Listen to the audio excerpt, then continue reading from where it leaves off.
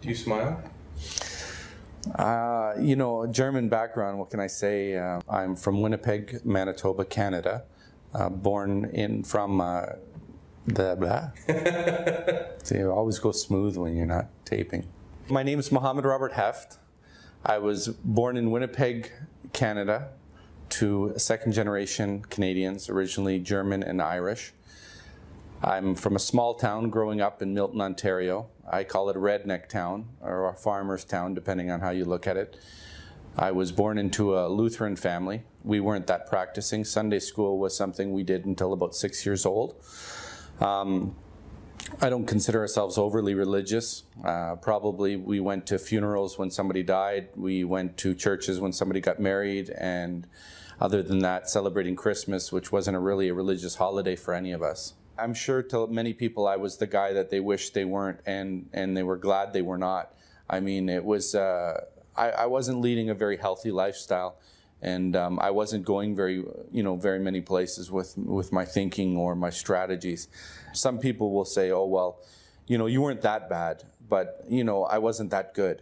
I accepted Islam July 12th, 1998, and, I went through quite a bit. I went through gambling, drinking, drugs, womanizing, trying to acquire as much material wealth as possible. So I hit rock bottom and I started searching, and I fell upon Islam when I went into a convenience store, never hearing about it. And after debating with a convenience store owner for about 3 days, by the grace and mercy of Allah, I accepted Islam. It was very important for me to have Jesus. I'd love the stories in the Bible, and then when they told me he's a prophet of God, he's better than us, he's a perfect human being, but that really set proper in my heart. And then the Quran being an owner's manual, a way to live, it was amazing because I was looking for structure. One of the concerns was that I wouldn't be able to convince my family that I had made a good decision, but I mean, over the years, obviously it wasn't a phase, and they see that from my actions. I was willing to take everything that came with that decision. The main thing for me, without a doubt, was the oneness of God. I mean, I was into mathematics. I was playing the card game euchre in grade 3. I was in special classes for math. And the way it works out mathematical for us as Muslims through theology, I mean, believing in God and his attributes, and that God exists eternally or pre-eternally, without a place and without a size, without a shape. I mean, it was amazing that the fact that we are the only religion that believes that God is not inside of something. We don't have to put God somewhere to believe in him. We believe in God out of necessity.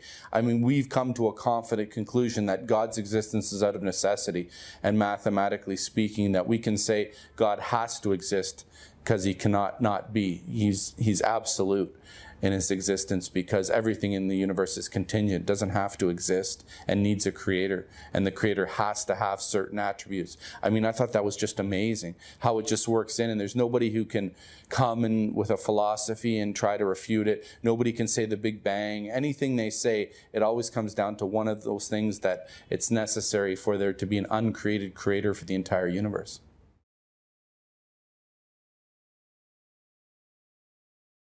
If you think you have a better formula than Islam, there's no use wasting your time accepting Islam in the first place. You might have a girlfriend. You might have a boyfriend. You might think that you want to stop drinking or do drugs before you make this decision. I'm telling you, accept Islam and then improve yourself. Because what the devil is going to do is he's going to tell you right now that yes, you're going to accept Islam, but in time, when you improve yourself, Islam is the way to improve yourself. So accept Islam now, and then look to improve yourself from drinking, doing drugs. If you have a girlfriend and boyfriend, that's fine.